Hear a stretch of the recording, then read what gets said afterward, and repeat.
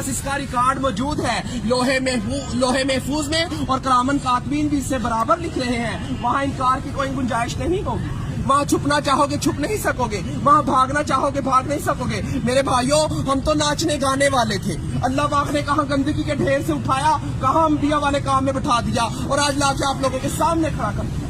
ابھی بھی نہیں سمجھو گے تو کب سمجھو گے؟ نبی تو کسی نے آنا نہیں، اللہ تو گرے پڑوں کو اٹھا اٹھا کے آپ کے سامنے کھڑا کر کر دکھا رہا ہے۔ اللہ نے ذلت کے نقشوں میں عزت دے کر دکھا دیا۔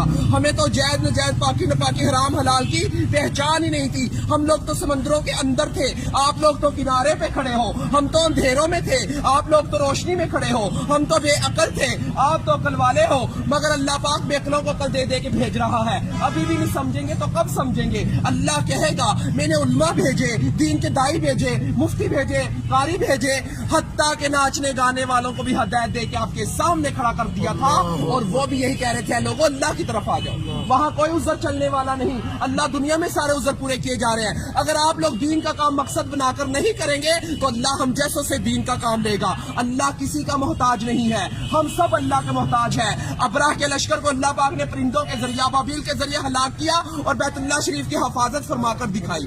نمرود کو ایک مچھر کے ذریعے ہلاک کیا، جس بادشاہ کے تخت پر بیٹھ کر وہ سجدے کروایا کرتا تھا، اسی بادشاہ کے تخت پر بیٹھ کر اللہ پاک نے اس کے سر میں چتر مروا کے دکھائے۔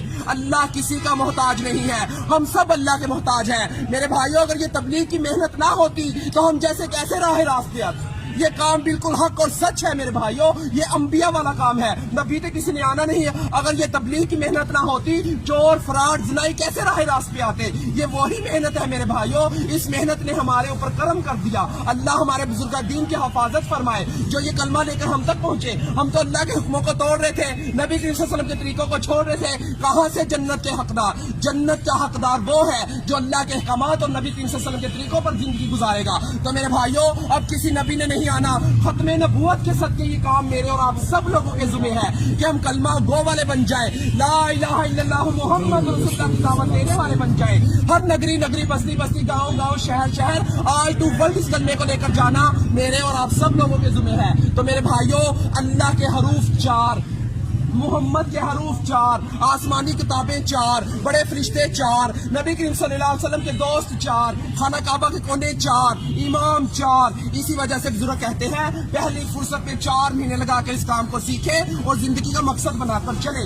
سیکھنے کے لیے 4 مہینے، کرنے کے لیے پوری زندگی، پھرنے کے لیے پوری دنیا۔ تو میرے بھائیوں، سیکھتے سیکھتے کرنا ہے اور کرتے کرتے مرنا ہے۔ تو میرے بھائی، یہ دنیا ہمارا امتحان ہے، عبادت ہماری پہچان ہے، اور دعوت اللہ ہمارا کام ہے۔ ہم تو اس کام کو کرنے کے لیے موت تک ارادہ کرتے ہیں۔